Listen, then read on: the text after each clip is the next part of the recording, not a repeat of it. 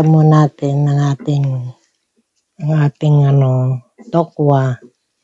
Yan, tayo magpapula na ng ating pork. Yung ating panahog na pork, pinapula ko lang.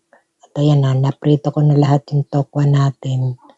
Ayan po, at mapula na rin po yung ating panahog. At ang isusunod natin dyan ay magigisa na tayo ng ating lulutuin. Ilagay na natin ang ating bawang. Papulahin din natin yan. Tapos isama na rin natin ang sibuyas. Haluin lang natin ng maluto ang mga ito.